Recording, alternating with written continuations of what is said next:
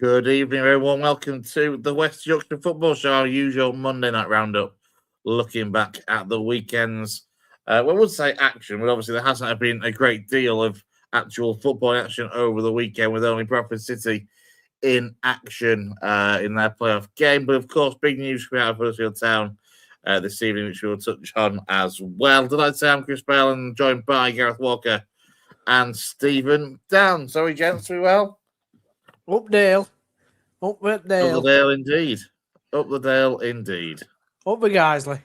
I'm still slightly hoarse, to be fair, from yesterday, it's fair to say. But, yeah, I think that's fair enough, given the way that Rochdale is out to go and win a playoff final. A dream fulfilled, Chris.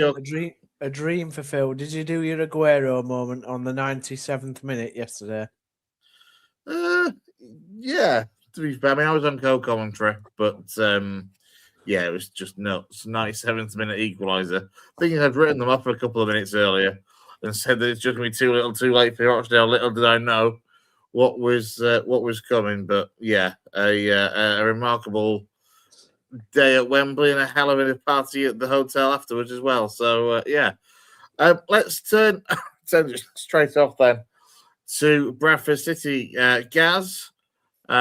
If you're there, I mean, you muted yourself for a start. I did. Let's talk playoffs. Earlier on.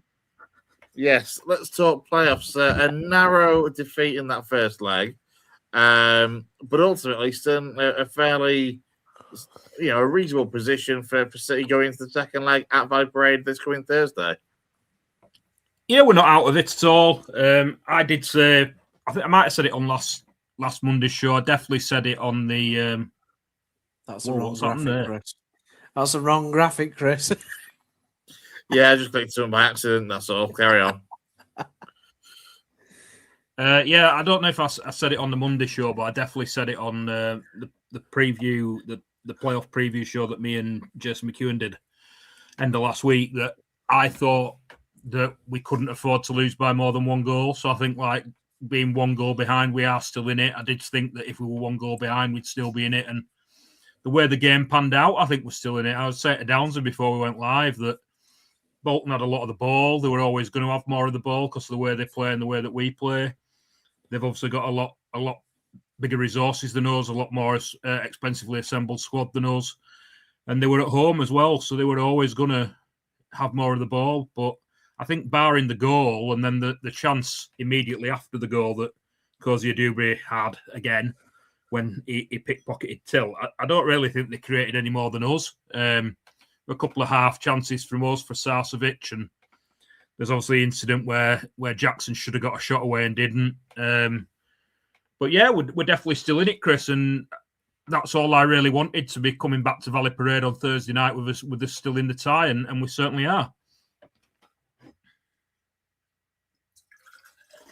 Yeah, and it is exactly that, isn't it? You are just still in that tie, and that's the key thing. And I guess it's all going to be about how City kind of go into the second leg and whether you can kind of come out on the front foot. Because to be fair, I mean, I think I put in the group chat when I was kind of half watching the game, I was sorting some stuff out at home the other night.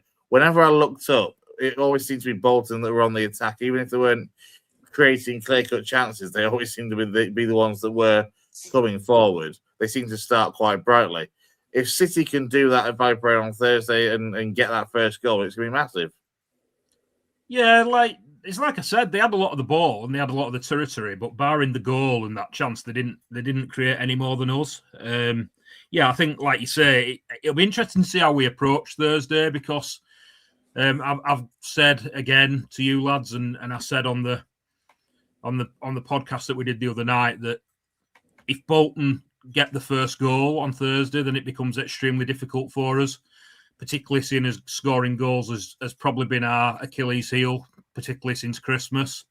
But we don't want to go too gung-ho early doors to get that early goal. I do think that the longer the game goes on while we're still in it, Bolton get nervy. If we get the first goal, fantastic. If we get an early goal, fantastic. But I don't think we need to go gung-ho. We are only one goal down. Obviously, if you get into the last 20 minute scenario where you're still a goal down, that's a little bit different. But yeah, I'll be interested to see how we approach the game, whether we approach it cautiously, as some people suggest that we did the game on Saturday, or we approach it with a little bit more intent and try and force that early goal. I don't think we will. I don't think we'll go gung-ho too early. Like I say, it's a bit of a different scenario if you get to the last 20 minutes and you need a couple of goals. It's one of those, I guess, though. There is that risk that, if you leave it too late to go gung-ho, they just shut up shop, make it as difficult as possible for the last 20 minutes, bring an extra defender, and you end up finding yourself running out of time, basically, to actually get, to have a go at forcing extra time at the minimum. Yeah, I'm not sure they do that. They are a very attacking side. They are, in a way, set up for the counter-attack as well with the pace that they have out wide with Sissoko and Kozia Dubry. So they are going to be a threat throughout, even if we have a lot of the play. I do think that having Tyreek Wright come back on Saturday night was a big boost because he gives us another dimension. It was interesting to see that he was played further forward when he came on.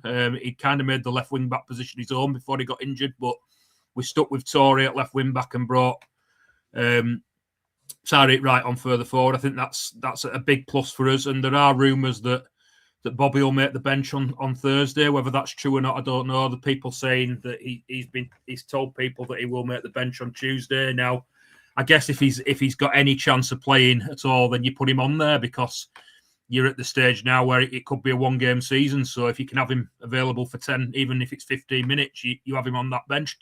He can be a game changer for you. But yeah, the main thing is, like I said, that we're still in it. We're not out of it, and we created enough, I think, on Saturday in the two Sarcevic chances and the couple of times that Caden Jackson got goal side of the centre half to suggest that there could be some joy there for us on Thursday night.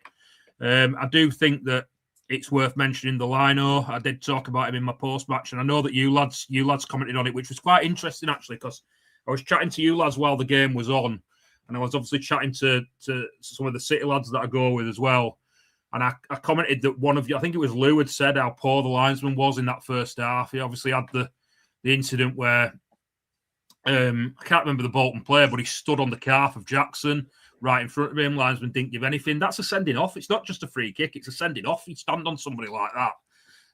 And then obviously the one where Jackson's goal side and gets pulled back. We don't even get a free kick. So a couple of incidents that I would hope might even themselves out on Thursday night and something might go our way from the officials. But yeah, like I said, the main thing is that we're still in the game, and I do think we created enough on Saturday to show that we can possibly create some do a job on Thursday night, and having Bobby and Tyreek back will only help that. Well, Steve, I know you kind of were able to catch the game. What was kind of your take looking at it from a neutral perspective, I guess? Yeah, I mean, obviously, Gaz mentioned the Lino there. I didn't. I'll be honest, I didn't see the stamp. But I think that's because I was upstairs at the time, or whatever. I can't remember what I was doing, but yeah, I didn't see the stamp, but I did see the pullback, and I don't understand how that wasn't a free kick. I mean, that is a clear, like, he's not like 5 yards to the goal, but it's the fact that he's got the other side of the Bolton lad, and it's a clear pullback. I don't understand how that wasn't a free kick. For me, I'll be honest, I thought Bolton, like you've said, sort of dominated the ball. I agree they probably didn't create that many chances. I think it was interesting. It would have been interesting if Kenny had been up front for them. I think what they tried to do was lump it into the box quite often from the wings for Dolby to get it, on the end of it. But to me, that suited you guys better, to be honest, with your centre backs that you've got like Tilt, that they're going to get up for the headers all day long, aren't they, in that physical challenge, where Kenny's a bit of a different striker. So, they've got pace and power down the wings. I didn't think Sissoko was that good. I thought Kozia Dubry was excellent, which he has been all season. Sissoko has been more in and out. But it'll be a very different game at Valley Parade. I think your pitch is tighter. I think the fans are on top of the pitch a lot more at VP than they are at the Reebok, or whatever it's called now, Tough Sheet Stadium. So, and I think the dimensions of the pitch are bigger at Bolton. So I think it'll be a very, very different game at Bradford, and I can see you. I've said all along. I thought the first game would be close. I did predict 0-0. I think it would have been 0-0, other than that one bit of brilliance by Cozy Dewberry. But I expect you to win the second leg 2-1. Obviously, that would take it then to extra time and penalties. But yeah, I think you'll have too much for them in the second leg at home, mate. They're the favourites, Downsy. Don't get me wrong, and they were going into it, like I said, the way they play, the squad that they've got. But like you say, I think coming to Valley Parade isn't something they're going to relish, especially on a night game with a big atmosphere and the players on top and the crowd on top of them, like you mentioned there, with a tight pitch. I think the problem is that obviously City were. Well, it's not a problem, but I was kind of hoping that the rumours about Kenny being injured were true. And obviously, it turns out that they were, and he didn't play. Now, whether he's going to be fit for the second leg or not, I don't know. There were rumours that he wouldn't make either, and he obviously didn't make it on Saturday, so you wouldn't imagine that the rumour's true and he won't make Thursday either. Dolby might be fit to start on Thursday night. He obviously came off the bench on Saturday. He's a big threat for them, but like you say, he's aerially a threat, and touch wood, with Tilt in there, we seem to be able to... come back about it, but that's his bread and butter, dealing with the aerial ball. So fingers crossed. I think it'll be a very tight game. I don't think they'll lot in it. Like I say, my worry is if Bolton get the first goal, because if Bolton get the first goal, it gives us a mountain to climb. But the longer the game goes on at 0-0, or if we can get a 1-0 lead, then we are right back in it. And I do think that their asses might go a little bit. Yeah, I think the thing for them is that actually Dolby would be the ideal striker going into this second leg, knowing that you've got a 1-0 lead, that you can just, get it up to the big man and hope that he can hold it up and bring others into play. That's how, if I was Bolton manager, that's how I will be looking to play this. You go into like you say, a tight pitch. There's not going to be a lot of room. They're not going to be able to get down the sides of Bradford. At Valley Parade as easy as what they were seemingly doing at home. And so for me, I'd be looking at a Dolby type sort of figure to hold that ball up and bring Cozy Dewberry into play and Sissoko on the other side. But yeah, whether they're going to play Kenny, obviously he's been great all season, hasn't he, for them, and scored quite a number of goals. So, but you've got threats yourself. Obviously, you've had your injury problems. I think, you probably didn't have your best team first choice out, did you? In total wise on Saturday. No, obviously Tyreek and Bobby are the big two that have been missing. It was good that Tyreek was back on the bench, because obviously he was able to come on late on, and he did give us another dimension despite playing a little bit further forward than he has done for most of the season. But it's your entire left-hand side down to your left wing back and your left attacker, and when they're both out, it obviously makes a big difference.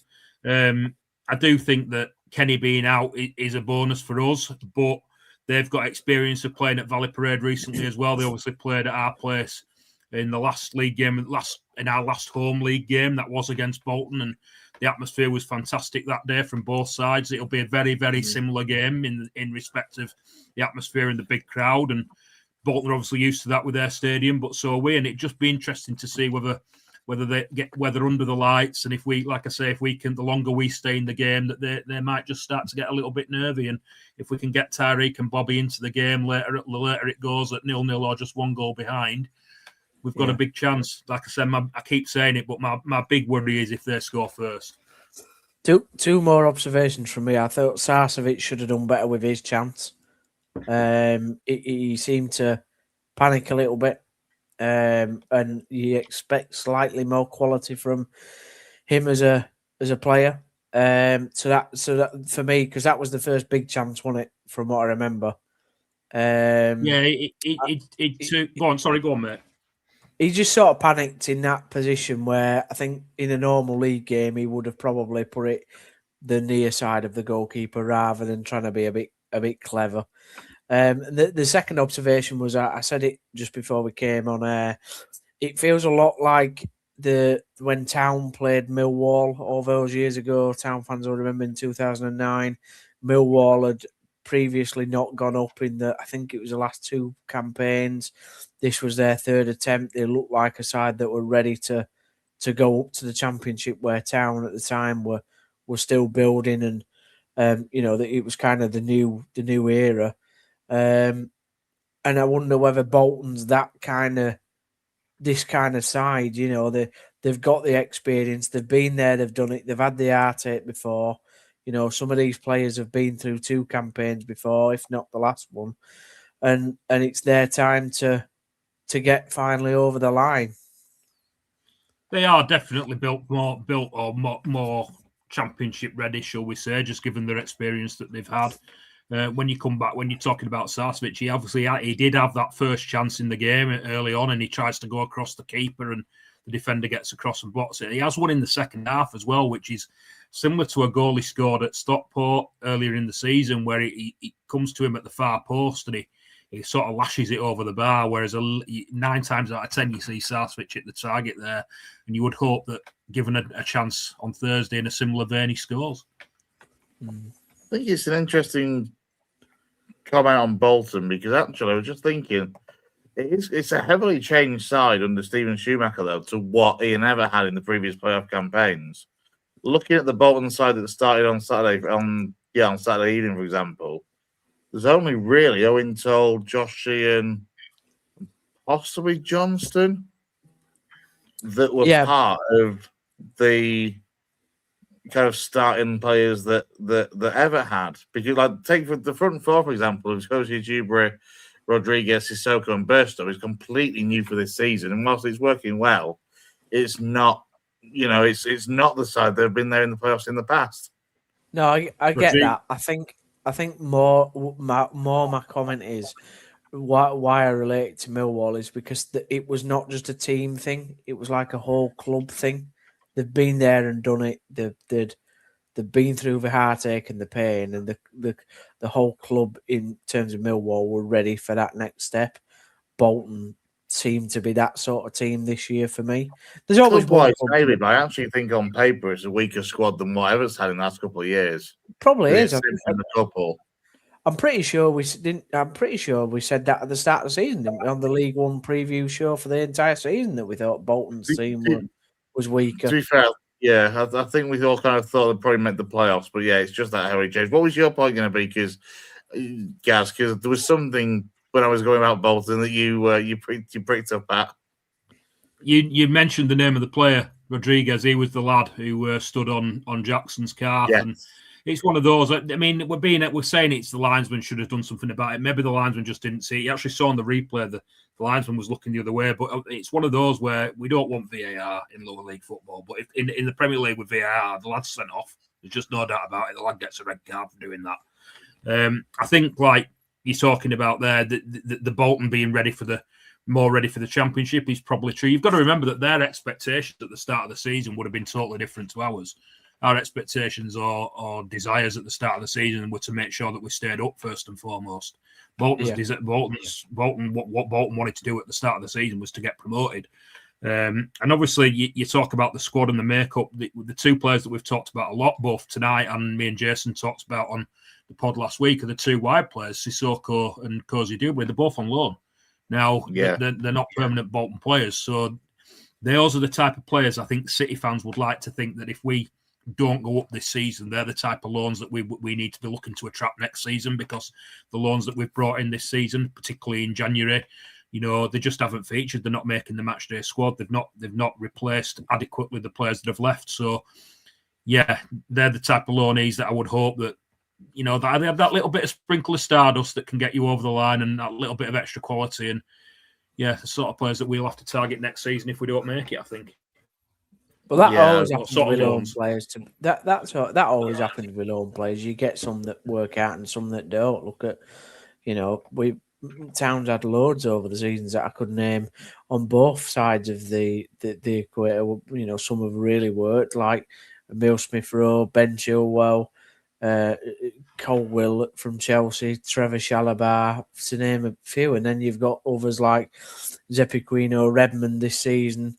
That haven't. Will Howells hasn't. This season. So there's loads that you can name. Obviously, like you said, Bradford. Gaz. Sorry, Bradford will look at probably the loan market next season hope to improve on some of the loans that they've had this year. Definitely, yeah. You look at though that triumphant that we talked about there. You mentioned the other one earlier on, Downsy. You look at Sissoko, Cozy Adubri, and Kenny. Those 3 loans. I mean, look at what a difference those 3 players have made for Bolton this season at the top end of the pitch. It's now 3. But they won't get them next season, even if they went. This is it. Will they? They might get them if they go up. I don't think they would. They won't get Johnny Kenny because he's so out of favour at Celtic now. And if Bolton were to go up, I could see them getting Johnny Kenny. They won't get Cozy Dewberry. He'll end up on loan. Well, he'll either end up on loan on a Championship side, or he might even start catching for Brighton after the back of the season that he's had. And obviously, Sissoko's a little bit of a strange one because he'll go back to Toulouse in France, and who knows where he'll end up from there. He could end up anywhere, to be fair. So it'll be interesting to see what they do. Also interesting because obviously different clubs use loans in different ways. Like, I think I'm fairly right in saying, Gaz, that the loanees that Alexander's brought in, for example, over the course of this season, haven't, for the most part, been starting players, have they? They've kind of been squad fillers, kind of ones to fill the bench and to have uses. Similarly, actually, to Skubala at Lincoln, to be fair, because like a lot of the loanees that we've had this season haven't been, regular in starting 11, but you use them to kind of bolster the squad and be impact players where necessary. It's quite interesting, really, because up until this year, we've always gone for loanee players that have tended to make regular appearances in the first 11, and we've had a steady pool of loanees, probably maxed out our loanees of sort of 5 in a match day squad in previous years. Whereas in the first half of this season, I'm trying to think if we had any loans at all in the first half of this season. I don't think we did. Because you had quite a heavy summer, though. Impermanent signings. Yeah, and there was it was actually asked about it, was Graham Alexander in the fans forum at the start of the season about us not having targeted loans like we had in the past, and he said that it had been a conscious decision to go with permanent signings at the start of this season. Now that changed in January, like you allude to there, where we started to move squad players on, Alex Patterson, Andy Cook, Brad Halliday all left, and then we brought loanees in to replace them. Now, I've always thought at the back of my mind that the reason we brought loanees in to replace them is that therefore, when we get to next season, we have that wage budget free to make permanent signings next season. Makes sense. And there is, when you look at the makeup of the Bradford City squad, and when their contracts expire, we do have a lot of people leaving the club this summer. So it does give us a bit of a blank canvas to go and attack the market again this summer. So I think that was a conscious decision as to why we changed tact and went for loanees in January, having previously made the decision to not go for loanees. And obviously, like I say, in previous years, we always had sort of our full complement in a match day squad. We had our 5 in a match day squad, but this year it was different up until January. They always say don't into League One as well. They always say don't fall in love with a lone player, don't they? It's like Leo Castledine with us. He had an amazing first part of the season. Now, if he hadn't have had that amazing part of the season and scored, say, a few goals, you might have thought Town might have been in chance with a cheeky bidding from Chelsea, for him. But that was never going to happen. As soon as Middlesbrough came in with a £2 million bid, blew any chance of Town getting him permanently out of the water. So, I mean, let's be thankful, I think, from your perspective as a Town fan, that he did have that good first half of the season, though. Imagine where you'd be now without Castledine's goals in that first half. No, 100%, but I'm one of these people that I would rather have permanent signings. I don't like relying on loan players. I think it's okay in January to sort of like bolster your squad, give it a freshen up, that sort of thing. But at the start of the season, start of pre-season, start the first game of the season, I always want to have my permanent squad players in there, and that's just the way I always think is best. They're the lads that you're going to be with you through thick and thin all season. I'll be honest. I think I wouldn't be surprised if the majority of football fans, quite frankly, didn't give a shit as long as they played well. Because I'm just thinking of the fact that you're saying you prefer your permanent signings. How many of those permanent signings have done your tits in all season? Charles brings to mind. Yeah, but I think you're missing the point, though. You're missing the point that I'm not. A lone player is not yours, is it? It's not Correct. Your player. Yeah, that's the point. So at the end of the season, They either go back to the parent club and you've no chance signing them, or if they've done really well for you, you can't sign them anyway because a bigger fish with a bigger financial budget is always going to come in, and they're always going to go somewhere else, and then you're left with the loan signings that either haven't done very well or that just don't make your squad and that are not worth two penneth. You know, I personally, I would rather have a permanent signing. It's like Joe. All right, I know we're talking about town here, but it's a bit like Joe Taylor going to Wigan. He's done absolutely fantastic. Wigan fans are probably love him permanently. Don't mean that we're going to sell him to him permanently. No, he's championship bound by all accounts. You've been a knob now. Guys, do you know what I'm trying to say, mate? Do you understand? There's swings and roundabouts to loan signings and permanent signings. There is. Obviously, if you get a loan signing, he does really, really well, you're unlikely to keep him. If we get a permanent signing and he's crap, you wish you'd signed him on loan. So there's the swings and roundabouts of both those. I do just want to correct myself. Though, isn't it? That is just football, though, right? At the end of the day, all you want is for somebody to do well, whether a loanee or a starting player. Like, I mean, again, like Wigan fans, whilst they'll be like, oh yeah, we want to be able to sign him, like they'd rather have had him playing well on loan, doing what they've done to keep them up, than signed a permanent striker in January who's turned out to be dog shit. So would I rather have you get with all players, don't you? You just hope that they do well like they have. Go on, Gaz. I must just add in that, correct myself, we did have one loan signing in the first half of the season. We had Tom McIntyre on loan from Portsmouth. Oh, yeah. That seems a long time ago. Yeah, he left in January. He got a permanent move to Scotland. I can't remember where he went, a Scottish Prem side. He got a permanent move. But yeah, he didn't feature much. Like I said, which was unusual. We normally have at least our full allocation of loan signings that all feature a lot. So it's a different tap this year until January. And I'm hoping that stands in good stead next year where we have a little bit of a clean slate for signings. We will see what Thursday brings. Let's turn our attention then to the other League One side that we cover on the West Yorkshire Football Show. That is, of course, Huddersfield Town. And it's been a period of uncertainty, to say the least, over the last few weeks, given the situation with Liam Manning being given compassionate leave and Martin Drury and John Stead taking caretaker interim charge, whatever you want to call it, for the last 10 games. Hits and miss, I think, is probably the best way to describe that particular period. We've been waiting for some form of news, and that news came this evening.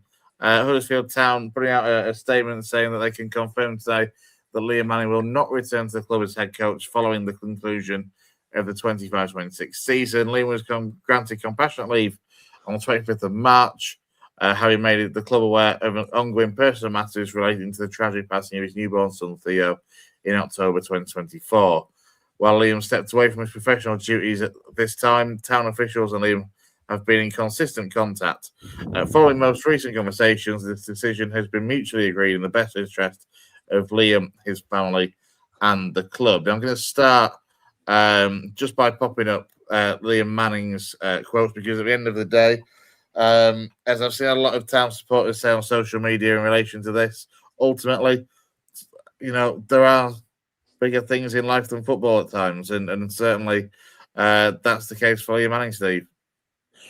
Yeah, it's a case of, you know, he's done the right thing for himself, his family, and you know, you can't blame him for that. There's bigger things in football, whether people like to believe that or not. You know, there's that famous quote from Bill Shankly, you know, football is bigger than life and death, but ultimately, you know, it isn't. And I think, you know, the one takeaway that I've got really from Manning's point of view is, you know, a lot of the time we see in football that football's a very egotistical industry. I think people care about themselves.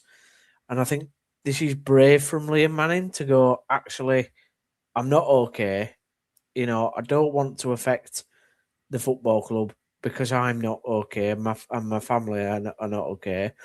You know, and I need to take the best decision to protect my mental health and my family. And I think it's a brave decision. I think it goes against the grain of what you normally see in football, where he could have carried on picking up a very good wage at the club. but tried to battle through whatever mentally he was going through, the grief that he was still going through from the loss of his son, and like I say, he's decided to take the opposite view, and I've got nothing but credit for him for taking that decision, and I think a lot of Town fans have shown a lot of compassion for him through this period. They've been very understanding. I think we see the bad side of social media so often now, particularly around football, and I think this is one instance where we've seen the very best of social media. Even since the season's ended, and people rightly have said, look, we need a decision. The club do need to make a decision, or Liam needs to make a decision so the club can move forward. But I think even in those questions, people have gone, with a very sensitive way of asking. We need a decision being made, really, and now we've got one. So fair play. Yeah, absolutely. Of course, we wish Liam Manning and his family all the best, and we'll see kind of what his next move is, I guess, in due course, as to whether he comes back to the game or takes an extended period out, which you would imagine may well be the case. Look, Kevin Nagel's kind of comments on it. He said that he wanted to pay huge tribute to Liam, step away from this role. It's a correct decision for him and his family, and that comes before anything else. His openness and honesty about the situation have been second to none. His time at Huddersfield Town had been relatively short, but he's shown a deep care and respect for the club in how he was dealt with us. He will always be a Terrier and is welcome back at the ACU Stadium. Whilst the sporting director, Chris Markham, said on Saturday will get a chance to work with Liam for longer. But as Mr. Nagel rightly stated, family must always come first. It's the right decision for the Manning family, and that is all important. We knew Liam was next to head coach before he arrived, but seeing how he works up close only cemented that opinion. Look forward to seeing him back in the dugout in the future, but only when it's right for him and his family. I guess moving forward for Town and kind of going back to the footballing side of things, as you say, we've got that kind of closure on this situation that has been uncertain over the last few weeks. It's just kind of feels like Town are, as seems to be the case quite often when it comes to the closed season, back to square one. Back with a blank canvas, a position to fill in the dugout, and who knows what's going to happen from here on out. Yeah, you're right. I think this time is slightly different because of the circumstances. Last season was very much down to our own making. This season, not so much because of the situation that we've been put into. However, yeah, you are correct. We've been put back into square one again.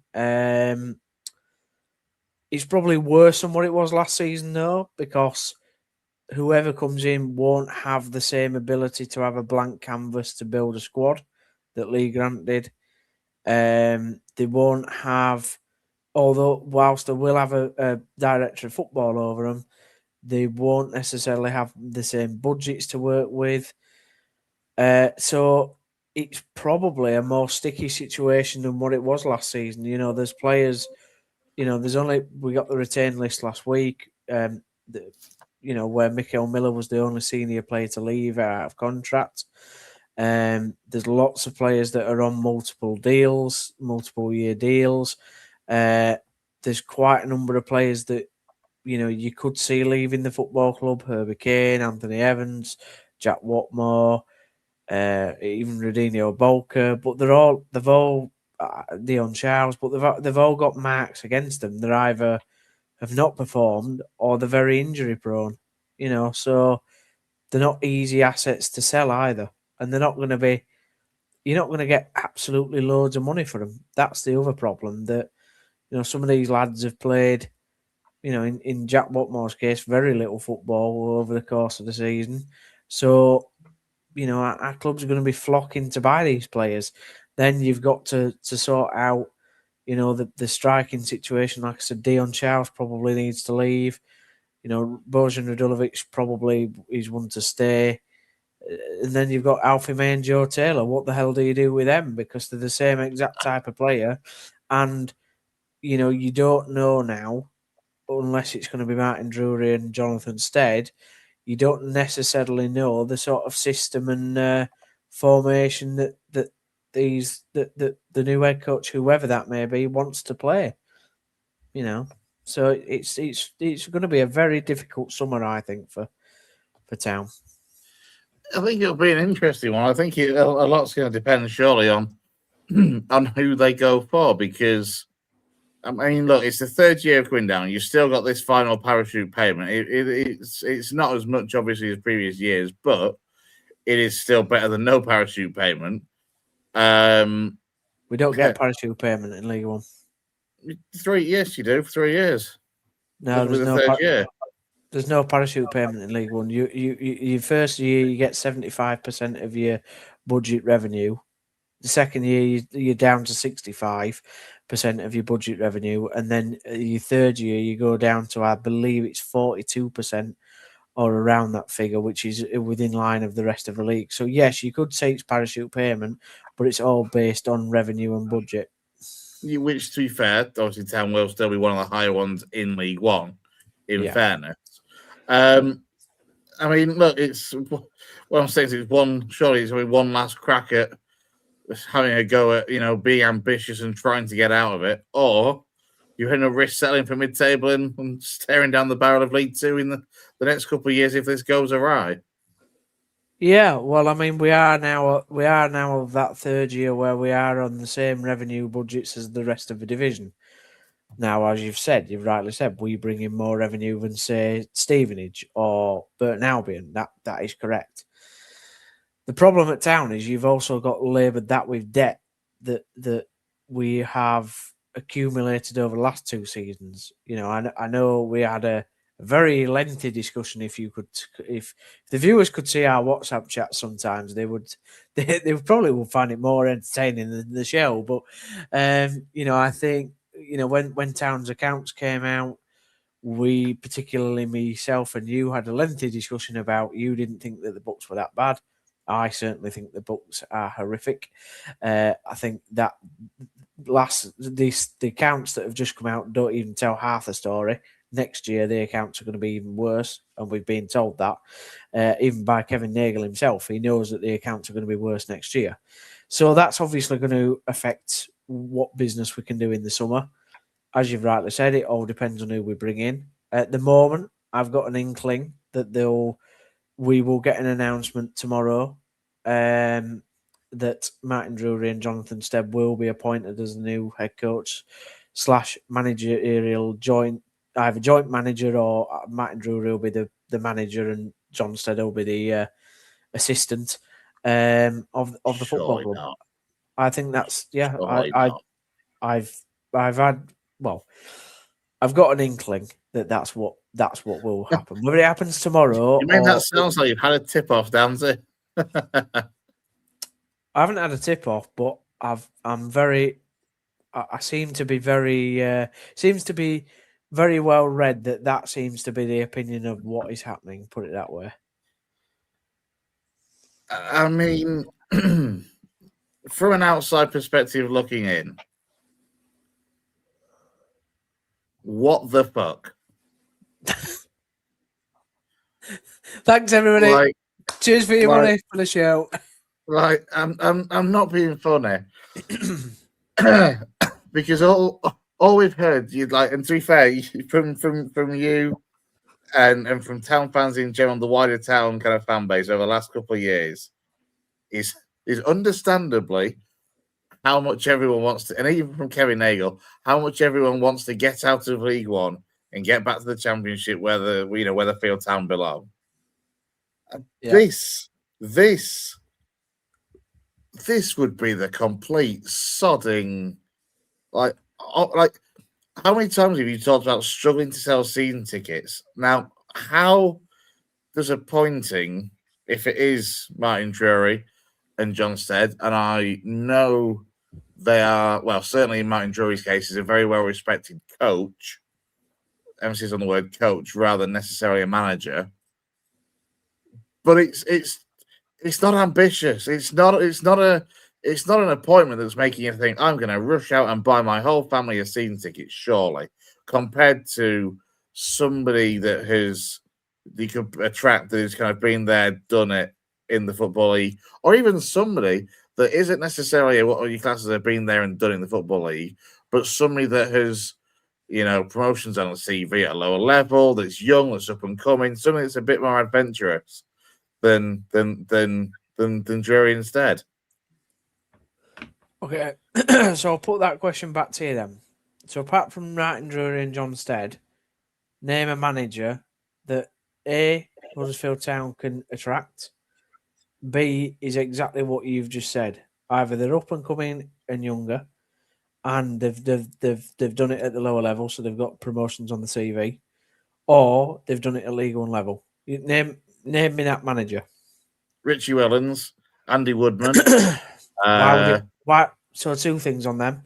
Why would Richie Wellens leave Leyton Orient when? Well, hang on. I'll come straight back to you on that one. Actually, first thing, did you not see his interview at the end of the season where he basically threw his entire squad of players at Orient under the bus and said this has been a wasted year of his football career? I mean, we all kind of took a collective opinion, I think, in the Facebook in our WhatsApp group that if that's not a come and get me plea from anybody, I don't know what is. No. Orient, I mean, again, you just got to look at the size of club. And you're going to love this because this is me saying you're a bigger club than somebody. You're a bigger club than Leyton Orient. Thank you. But I think the thing about Rich Wellens, though, is that within that interview also, you have to recognise that he did say that he was, thinking how the club's off-field staff was going to do recruitment. So, he might be willing to move. Who knows? But he's been at North enough as well, to be fair. But I think at this moment in time, I think he's probably, he might be an option. Andy Woodman wouldn't leave Bromley. I mean, you wouldn't leave. In my head, I would not leave a club after doing so well with him because you just you dice him with fire. You just dice him with fire. Andy Woodman could definitely keep Bromley in League One, and that'd be and then you would look to move. My problem, there's a flip side. So there's two things that with Drury and Stead. One is, yes, they're inexperienced coaches, and it probably to the outside world makes absolutely no sense. That's a fair comment. However, the flip side is they've probably got more experience than what Lee Grant ever did when he got the job. So John Stead's been at various clubs. Martin Drury has been at various clubs. They've also had various experiences both abroad and in the UK. Lee Grant was basically a striker coach at Ipswich. Goalkeeper coach. No, he wasn't. He was a former goalkeeper that was a striker coach. That's what he did under Kieran McKenna. He taught the strikers how to put the ball in the back of the net. So he was a striker coach at Ipswich, forwards coach. So, Drury and Stead probably have more experience on the CV than what Lee Grant did. The second flip side of it is they are local lads. So, Martin Drury, born and raised in the town, all right, he's got more connections to Bradford. However, he's a Huddersfield-born lad, and John Stead is a town legend. So, is there something in that where you go, do you know what, we're doing I call it the un-Nagel thing to do. That's what I'm seeing it as. Well, I think I said that as well the other day, didn't I? Yeah. It's completely going against the grain of going, do you know what? Here's a load of money, bosh. It's more like we're giving the local lads a go and hopefully they turn it into success. But surely this is just going to be Danny Schofield 2.0, sacked after 12 games because it's not working out. Hey, what a shock. Here we are in October with Town looking for a new manager. But it might not there's a massive... the odds are that that's the more likely outcome than them hitting the ground running or winning 10 of the first 12 games or something.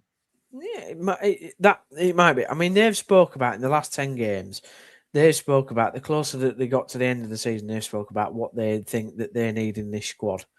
And it's quite clear what we need in the squad. We need 3 or 4 wingers, depending on what formation they want to play. But for me, we need 4 wingers, and we need at least, sell Dion Charles because he's rubbish. Probably sell one of Joe Taylor or Alfie May. I know which one I'm selling and which I'm keeping. And then you need to buy another big striker. And then there's other things in the midfield that you need to sort. So if they know exactly what they need and what they're thinking, I don't think it's the most out of the world thing to appoint them. I really don't. I get what you're saying, and everything you're saying is right. But if everything that you're, at this moment in time, not in the entire world, but if everything that you're saying is right with Martin Drury and John Stead, it makes total sense now. But what I'm saying is it goes against the grain of everything else that's gone wrong in the past for Nagel and the board. So why can't it work? Amongst, and again, I appreciate social media is an interesting place at the best of times, but it really just seems to have gone down like a fart in a lift. Gaz, bring you in on this. Oh, where to start, lads? You two have thoughts covered a lot on everything. To be fair, everything. I'll put my light on. I don't. I'm starting to think that your power's running out in wake here. Shall I wait till he comes back? Because he's going to want to reply. Isn't he? Possibly, yeah. Otherwise, you're making a point that he's not listening to anyway. Yeah. Exactly. There we go. Right. and now he's put his electric on. Go on, Gaz. I don't actually think appointing Stead and Drury is too dissimilar to what they did with Lee Grant. I really don't. I think the difference would be, as Downsy has alluded to there, they wouldn't have the way you've both spoken, because I hold my hands up. I don't know the financial regulations about what you can spend and what you can't spend. That all goes over my head. I don't listen to it. But from what you've said there, the difference would be that they would not have the same spending power that Lee Grant had this time last year. Correct. I think they have more than we think. But go on. Well, that was what I was going to come on to next. Will they have more than we think? Because how much can you talk about? I really don't understand the financials at all and who can do what. But can Nagel not just still give him some money to spend? Can he not just do that? No, that's not how it works. So Nagel could pump 50 million in if he wanted. However, the financial rules state that you're only supposed to spend so much of your revenue turnover. So Nagel can do it, but it'll be then used as debt, which obviously you wouldn't want. The way that Nagel wants to run the football club is as sustainably as possible. So he wants everything that the club makes revenue-wise, shop, programs, food and drink, match day sponsorship. He wants all that and only spending that revenue turnover on players, wages, etc. Yes, but we also don't live in cloud fucking cuckoo land. Like, that doesn't happen. This is football in England. I can only say what he said, Chris Carr. No, so, I know what he wants. You know every what I mean? Fucking owner in the country, every owner in the country wants the food and drink and the bar sales to pay for the players. But that isn't realistic at any club in the EFL, quite frankly. All I'm saying, Gaz, is, for example, right? So if you don't go up, we will have the same financial rules as what you will have next season. The difference is it just depends on, say, if your revenue is smaller than ours, we can spend that bit more money than what you can. But the long and short of it is that Nagel will put money out there to spend on players. He will, because that's the way he's done it. And Nagel is desperate to get Huddersfield back to the Championship, come hell or high water, so he can sell them on and try and recoup some of his money back now that you've got the stadium. Let's be fair. It's just, it might not be 10 million that he'll give him. It'll be 4 million or something instead. That's what I was just about to say, because you have just said, but Nagel can do it and we'll just use it as debt. So given what he's done in previous years, there's nothing to say he's gonna not do that again next year. Anyway, my other point was that when you look at results as a whole, was there an upturn, or was there at least an upturn in performances under Stead and Drury compared to what you were getting under Lee Grant? Results, no. Results, no, because they won 2 out of 7, I believe. 2 out of 8. I think they were the last 10, didn't they? No, I think could be wrong, but I believe it was 2 out of 7 wins. Could be wrong. Leighton Orient we won, and Wimbledon. The others they all drew, or we lost. However, performances were better, Gaz. Performances were slightly improved. So, for instance, we had a humdinger with Bolton where we drew 3-3. We could have won that up until the 129th minute. Wickham was the same, and Cardiff obviously was the same. So the results could have been much different because of the manner of the performances. Now, if you take that very small sample of 7 games, 8 games or whatever they had, can you translate that into better performances over 46 games? That is the acid test. In the games under Drury instead, the reason why we finished 9th, it's the draw into Burton Albion and Northampton and Wigan, as we discussed yesterday on Town Talk. That's why we finished 9th, playing crap football that was sideways and backwards. At least under Drury and Stead, we seem to pass the ball forward more. We seem to have more shots. We seem to have more corners, that sort of thing. It was just the defending under Drury instead that was absolutely abysmal, particularly at set pieces. That was the point I was going to make. So in a way, from the vibe I've got from you and from what you've just said there, Stead and Drury were getting a bit more out of the squad. So yes. From a Towns fan's point of view, that would be promising. Although, as you say, it is only a small sample. Would that not give them Towns fans something to get behind? And then the other point I wanted to make is, I don't know if you lads have seen it, but I was just before we went on air. Where's it gone? There's a comment posted from Paul Ogden, Radio Leeds guy. Yeah.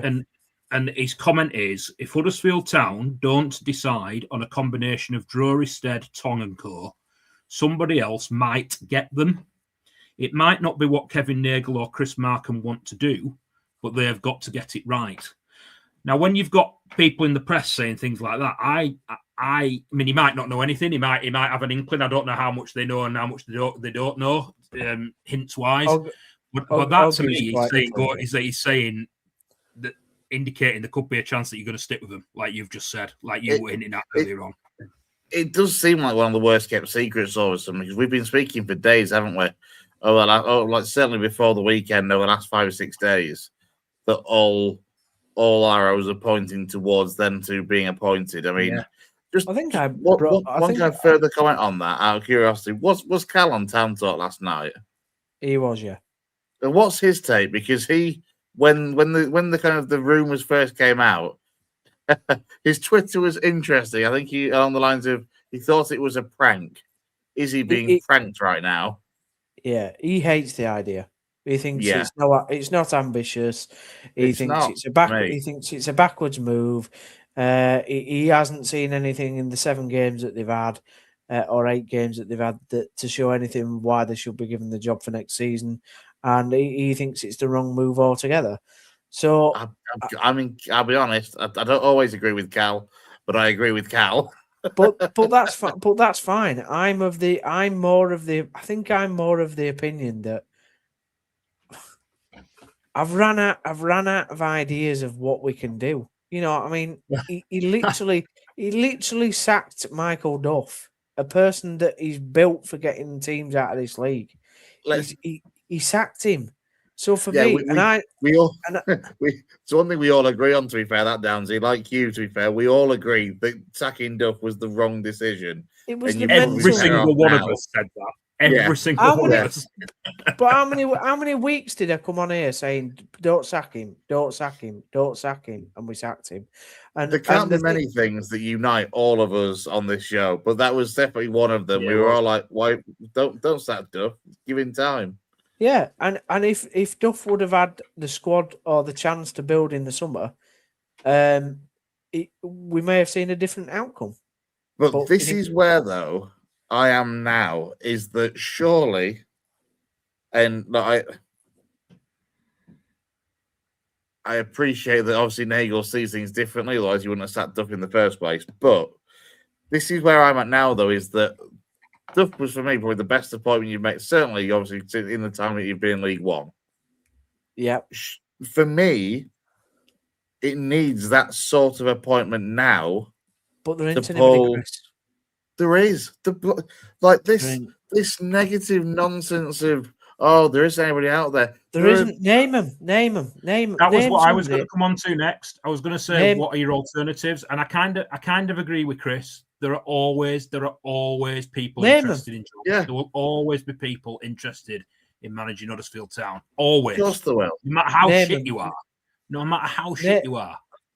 You're not naming names. Name names. I've already named a couple. Apart from Richie Wellens. Apart from no, what you've just said, Michael Duff is the ideal person to manage Huddersfield Town at this moment in time. Somebody who's got League One experience. No, hang on. Somebody who's got League One experience. League One experience that can get teams at the top end of this division that has experience of doing that. Andy Woodman doesn't. Richie Wellens has done it with Leyton Orient for one season. All right, he's had a very good time at Derby. Duff never got anybody out of this league. No, but he was challenging with Barnsley at the top end of this division for, I think it was 2 years that he was there, right? Then he went to Swansea and he mucked up. My point is, name another manager that he's out there at the moment that's free on the market that we don't, because we won't go out and pay for a manager. We won't go out and pay for one like Dave Chandler at Stockport. Because we won't do it, Chris. We won't do it. He will not do it. So name me a manager that's free on the market right now that has got the same CV or is known to be a League One up there manager. Let's come back to your wet dream of an appointment then. Tony Mowbray, you've been banging on about for the last 2 years. Well, he's the only Nigel one. Pearson. He's not the only one. Pearson's a fair shout. But Nigel Pearson. I'm only saying that now because as I think Chris is as well, because however long ago it was when we wanted a manager, they were the two names that you were mentioning. That's the only reason we're saying those names. But there isn't anybody else, guys. Mowbray's ill, unfortunately. Well, there is. How blinkered is your vision? I mean, not literally. Don't take this personally. Cheers for that. Thanks for that. How blinkered though is your foresight that you don't believe there's anybody out there? You can't name a name. You can't name a name that's like Duff. It doesn't need to be Michael Duff. It doesn't even need to be somebody that's got promotion out of League One. It could be somebody that's got promotions out of leagues lower down, but somebody that's young and up and coming. What I'm saying but that's not ambitious. There are far more ambitious, exciting options out there if you just broaden your horizons and go and do a bit of research. Christ, even Bet365 have come up with 3 other names. They've come up with Mowbray. They've come with Richie Wellens. They've come with Damien Duff. Like even they've been able to come with three items before all the bookies lists have come out. Damien Duff would not get Town fans excited. He wouldn't.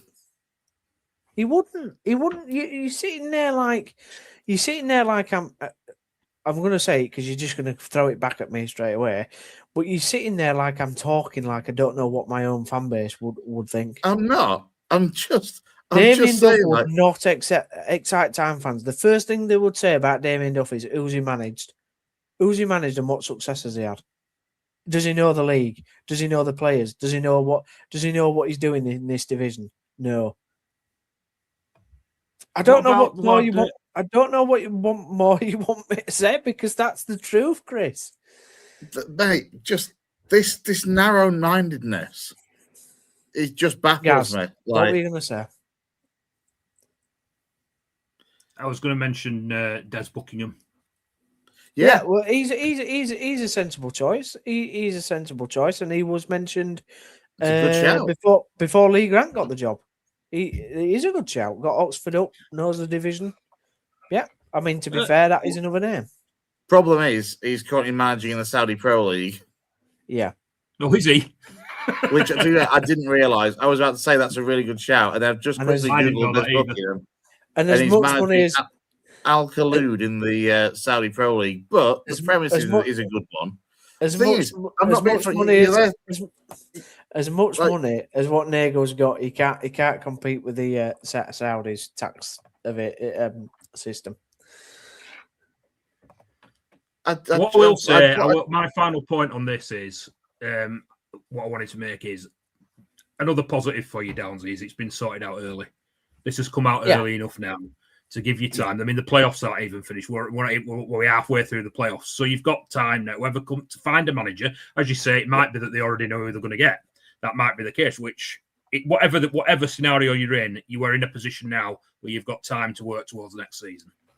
And the other positive, guys, is there's actually a director of football at the football club this summer, which you didn't have last year, did you? So you're not leaving it to a rookie manager or a rookie set of managers to decide which players are coming in and out. You've actually got a quite experienced director of football that has been at a rival football club that you currently are playing in the playoffs, by the way, that actually knows what he's doing. So, and also he's a town fan. Saving grace. And he's also a town fan. So what Markham might be thinking is, to be honest, which again is crazy, Chris. I'm not saying you're not wrong, mate, but in his head he might be thinking, do you know what? We spent crap loads of money over the last 2 seasons. I wasn't at the football club when that happened. Look at the mess that's got in the football club into. I'm a town fan. Martin Drury's a local lad. John Stead's a town fan and a local lad. Why don't we just give it a crack? I think your saving grace could be Markham, to be fair. I think if you didn't have Markham and made this appointment, it'd just be a road to hell. I think the fact that you've got Markham this time around compared to obviously last year and Cartwright prior to that might be the saving grace. But it's going to be interesting. It's just one of those. I can fully understand Cal's perspective, though, and the viewpoint of the town fans that it just, yeah. I think you think there's more town fans against this than there are. I'm just going from the cross reference that I've seen online. That's all. Which is, to be fair, reasonable because I use our West Yorkshire Football Show account to look. So obviously, it pulls in a lot more town-related accounts than others. But it will be interesting. And look, this whole conversation about other options may well be meaningless as of tomorrow because you're right. It's highly likely that we're going to get that appointment in the next few days, and we'll see where town go from here. But it's going to be interesting, and I imagine you'll be on standby for your emergency newly appointed Huddersfield Town Talk special. Well, yeah, we're going to do a show. I'm away this week, so we're not doing a show on Sunday. We're going to do the next show. Town Talk show will be the Sunday after, when we are going to review the retained list, what's needed for the squad, and obviously, there'll be a managerial decision by then. So you need to be doing that by Thursday at this rate. I mean, you can't appoint a manager and do a program about it 2 weeks later. We can, and that's what we're doing because I'm off to Amsterdam. So deal with it. The laziness of Town Talk. Jesus Christ. Wow. Don't dare call out my show, my friend. I'm just saying, it's not news if you're doing it 2 weeks later. Like, they're saying this can't last week. You can't talk about that in 3 weeks' time. No, we can, and we will. Trust me. We got an hour out of reviewing the whole season yesterday. We finished 9th. Let's move on. Couple of goals in the games tonight. Firstly, the massive game, which is the Championship playoff semi between Millwall and Hull. Hull have taken the lead in that one to go a goal up at the Den. And in the less significant game tonight, Spurs are 1-0 up against Leeds. Job done. Anything else? I think that probably is about it, actually. I mean, Leeds are playing, but Jay and Brownie are going to be on later doing a review of that one. So if you're a Leeds fan, come back for that at about 10 o'clock.